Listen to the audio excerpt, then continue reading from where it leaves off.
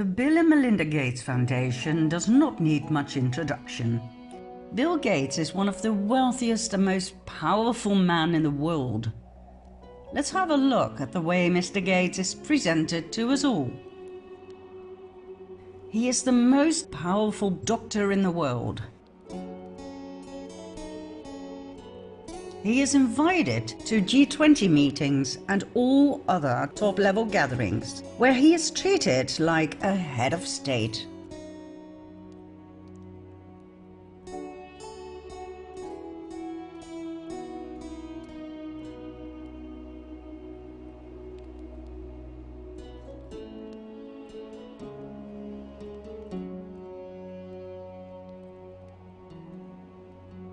He is the savior of humanity and the earth.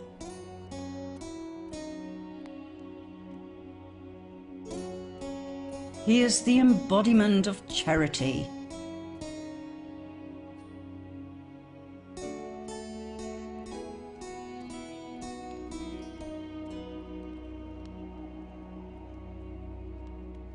He is a great example of the American dream.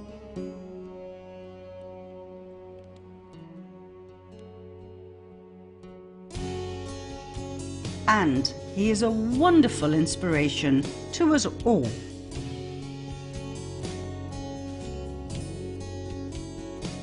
Where did this prodigy come from?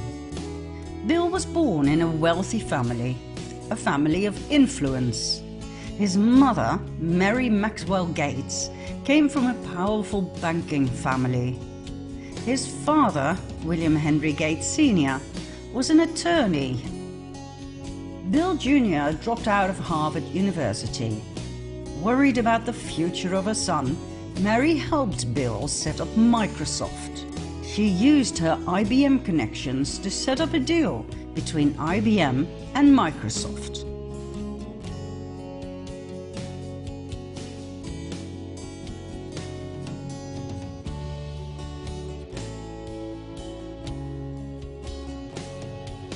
In 1991, she arranged a meeting between her son and Warren Buffett, the multi-billionaire who took Bill under his wings. Both of Bill's parents were heavily involved in family planning and eugenics. His father served on the board of Planned Parenthood. My dad was head of Planned Parenthood, and it was very controversial to be involved with that. Bill openly and proudly talks about these things and how they were discussed over dinner. From an early age, he was spoon-fed with the ideology of eugenics. In his 30s, Warren Buffett added to this with his enthusiasm on the subject. Buffett's foundation, the Susan Thompson Buffett Foundation, is a massive financial supporter of pro-abortion activities and population control policies.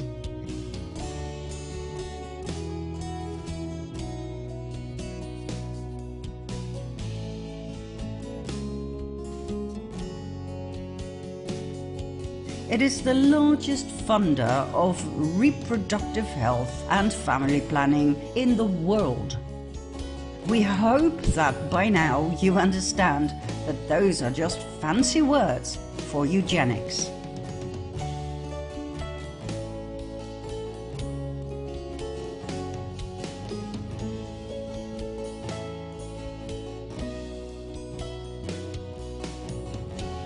So, Bill Gates, a Rockefeller descendant, as we have shown in our COVID-19 documentary, was pushed forward with one goal in life and one goal alone, and that was not computer programming.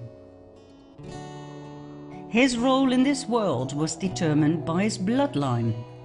He was to become the face of population control and depopulation within the framework of Agenda 21 and 2030. Let's have a closer look at the effects of our great benefactor's actions, shall we? Between 2000 and 2017, the Bill and Melinda Gates Foundation massively enforced their new polio vaccine on the children of India. 500,000 children under the age of 5 became paralyzed.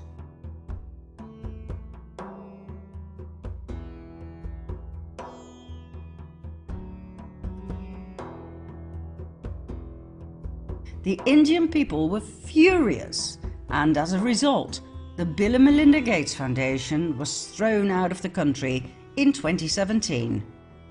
Yet, less than 2 years later, they were allowed back in, and India's Prime Minister Narendra Modi was awarded by Bill Gates for his efforts to reach the UN Sustainable Development Goals. There's nothing money can't buy. Isn't it weird that Gates got the opportunity in the first place to start his polio vaccination campaign in India, when taken into account that back in 2000 it was already known in the US that the oral polio vaccine frequently caused paralysis?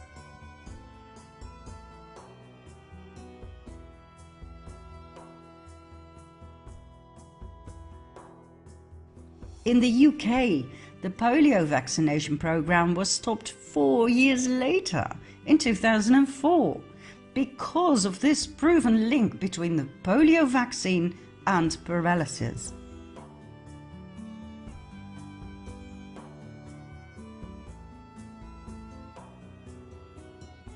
Yet, the vaccination program was continued for 13 more years with devastating effects in India.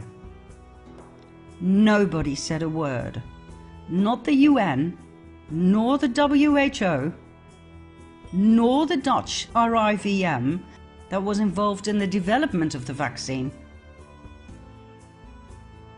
And most certainly not the Bill and Melinda Gates Foundation. Finally, in 2017, when the damage was done, the WHO reluctantly admitted that the global explosion in polio was mostly caused by the mutated polio strains used in vaccines. Let me say this in layman's terms. Once there was a nasty virus. The WHO named it the wild polio virus. It paralyzed people, so the WHO asked its minions to create a vaccine, which they did. As a matter of fact, they created 2 types, one that had to be injected and one that only needed a few drops into a child's mouth. The droplets, also called the oral polio vaccine, were much cheaper to fabricate, so the poorest African countries got the droplets, and the not-so-poor countries got the ones with the needle. Business is business, right? All seemed well at first, and after many years, in 2020, the WHO and the CDC proudly presented to the world that the wild polio virus had officially been eradicated, killed, murdered, destroyed. Wonderful! But the droplets started causing major problems. Why? Because, according to the WHO, it contained a live, yet weakened, vaccine virus, activating an immune response in the body. However, the weakened virus did not die after the body had become immune to polio. It became stronger and started causing mayhem in children. Those who'd had the oral polio vaccine, the apparently harmless little droplets, developed identical symptoms to the original wild polio virus. They got paralyzed.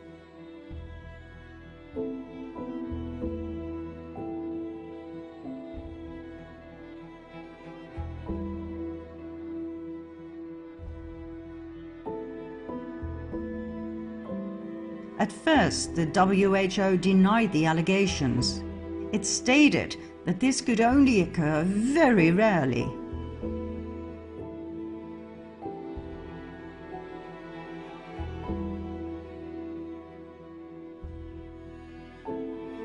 But then, as the numbers of paralyzed children grew and grew and grew, they admitted it was due to what they called mutated polio strains inside the vaccine.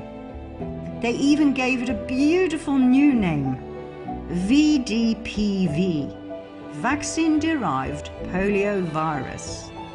Wow, I'm sure those paralyzed kids are very proud to carry a disease with such a pretty name.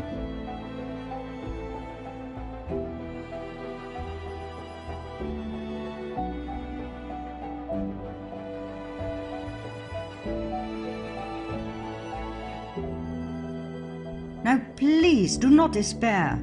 As always, the WHO has a solution to everything. As stated on their website, the solution is actually quite simple. Everybody must receive the vaccine. Let's make sure we vaccinate every child and end all polio for good.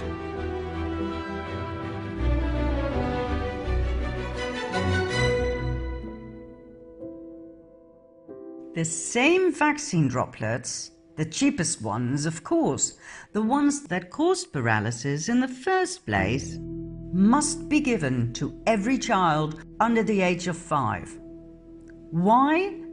Because of the herd immunity lie. Together we can stop this virus. Sounds familiar, doesn't it? Was there any compensation for the 500,000 paralyzed children? No. Was the Gates Foundation prosecuted? No. What else?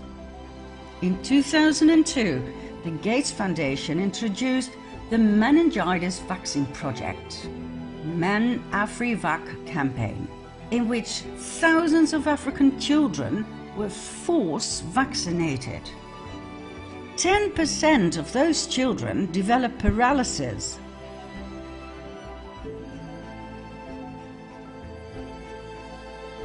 Local newspapers printed articles about being nothing but guinea pigs for the pharmaceutical industry. Gates's actions were described as ruthless and immoral. Once again, it was clear how the UN's NGOs and the WHO were all in it together. The Meningitis Vaccine Project was a partnership between PATH and the WHO. It was funded with millions of dollars by the Bill and Melinda Gates Foundation. Then, in 2009, the Gates Foundation used their NGO called PATH to test their HPV vaccine on 23,000 tribal girls in remote villages in India. The HPV vaccine was said to prevent girls from getting cervical cancer. 1,200 girls had severe and chronic side effects, such as fertility disorders and autoimmune problems. 7 girls died. Thousands of girls suffered from severe convulsions directly after being vaccinated. The WHO admitted the vaccine could cause convulsions, but stated it would only affect girls with a certain gene, and so it would be quite rare, which totally contradicts this video footage.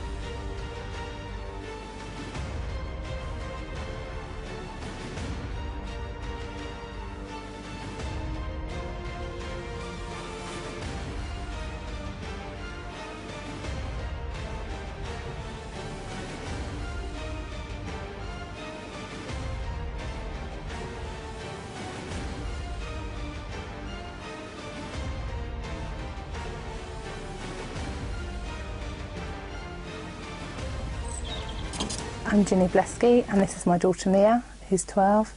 On the 21st of September last year, 2016, she had the first HPV vaccination at school. The following morning she woke up and she couldn't walk on her legs, she couldn't weight bear, her legs were shaky and she had burning in either side of her spine all the way up her back. But she deteriorated by the afternoon, so we recalled the on-call doctor who said just go straight to A&E. We took her straight to A&E and they admitted her for a few days. We've done video diaries right from the first day all the way through up until now, and basically within days, about 10 days of Mia having the vaccination, she completely lost the use of her legs. A couple of weeks after, she lost the use of her body went. So for the last 13 weeks now, she's only been able to blink and speak. She can't use any of her limbs, she's incontinent.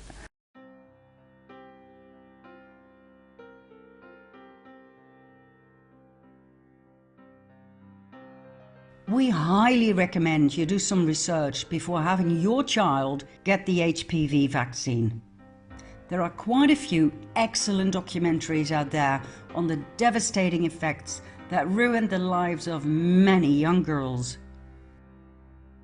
The vaccines have been developed by the big pharma giants Merck and GlaxoSmithKline. In 2012, this case was taken to court in India. The allegations were pressuring vulnerable village girls into the trial, bullying parents, forging consent forms, and refusing medical care to the injured girls. The case is still in the country's Supreme Court. We are now 9 years later and nothing has been done yet. If anyone is ever convicted in this case, it will be the researchers involved that were funded by Gates. Gates himself, his foundation, and even PATH and the WHO will, as always, come out with a clean sheet. PATH, by the way, is the NGO that is massively funded by the Bill and Melinda Gates Foundation with $3 billion. Its main focus is on family planning. That is population control, eugenics.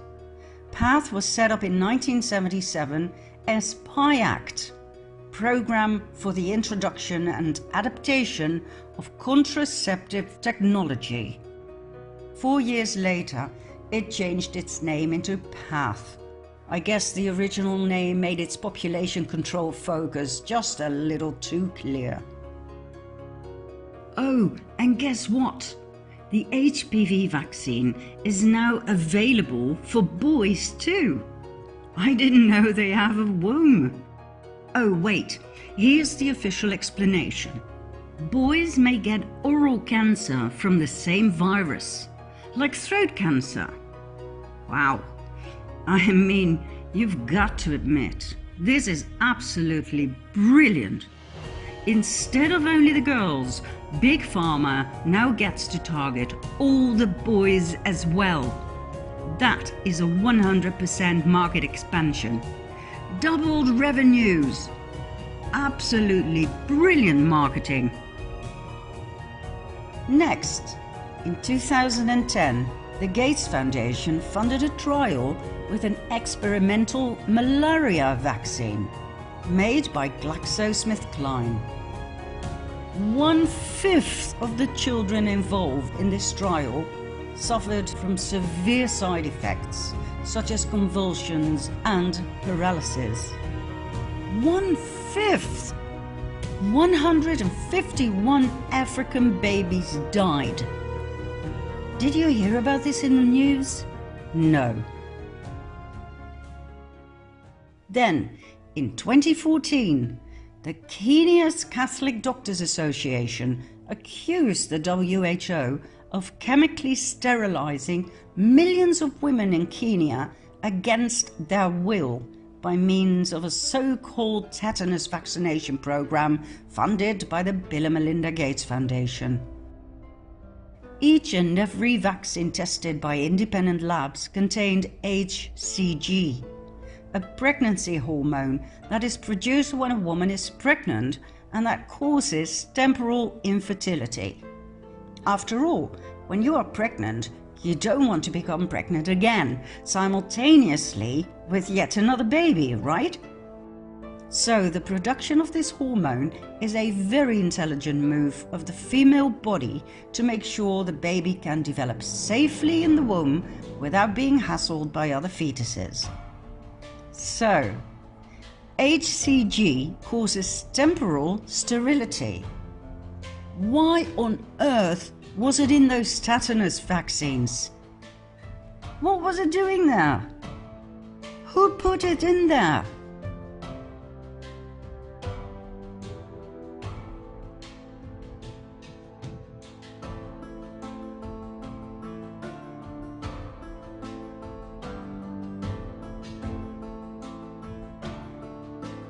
Is this what we are looking at here when we talk about population control and family planning?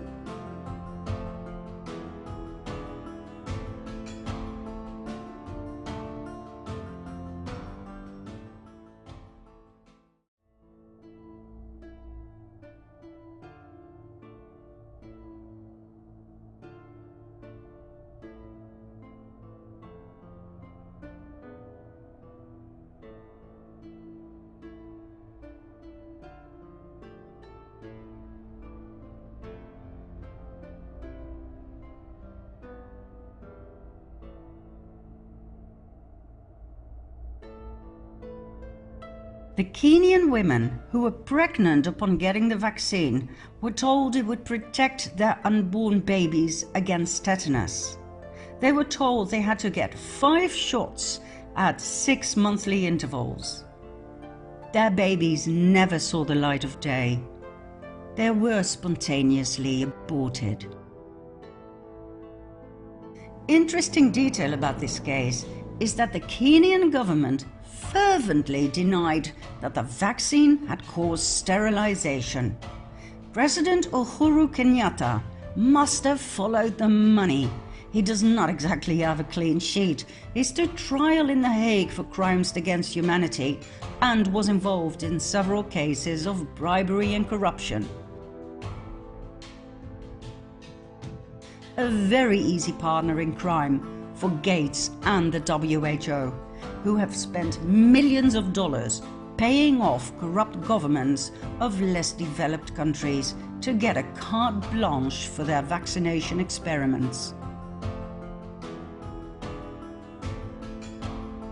In this particular case, the mainstream media and the notorious fact-checkers still try their utmost best to ridicule and deny this case, which we fully understand. What do you think will happen to them when all of this gets out into the open? In 2017, a research paper was published in multiple scientific journals, once again putting the vaccination trials in a very bad light. In the early 1980s, the WHO's UNICEF performed what they called a natural experiment in an urban community in Guinea-Bissau, a country in West Africa. Babies between 3 and 5 months of age were given a DTP vaccination. The study showed that vaccinated children had 5-fold higher mortality than unvaccinated children.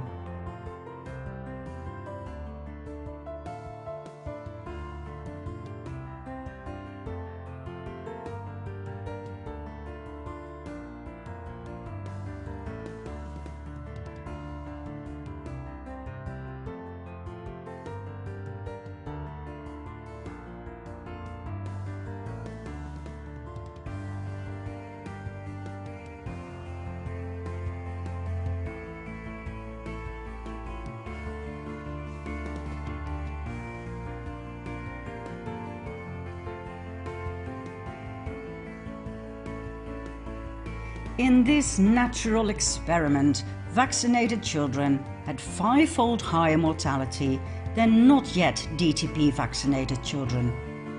Hence, DTP may be associated with a negative effect on child survival.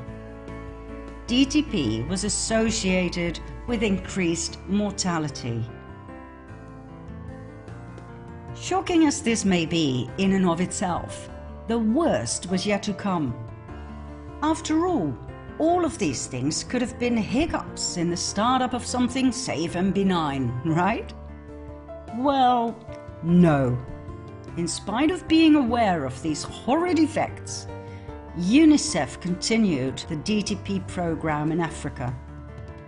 An unknown number of beautiful babies died, their parents' lives ruined, but nothing was done other than burying the data and sweeping it under the carpet.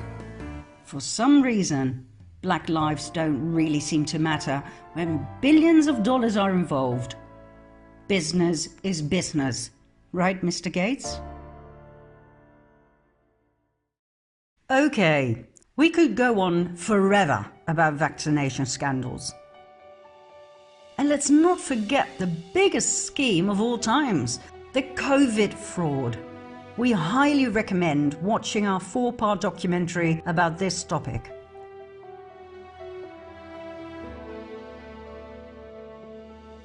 There will be an update soon, but right now, believe it or not, it is even more important to focus on Gates's other activities, many of which are unknown to the public.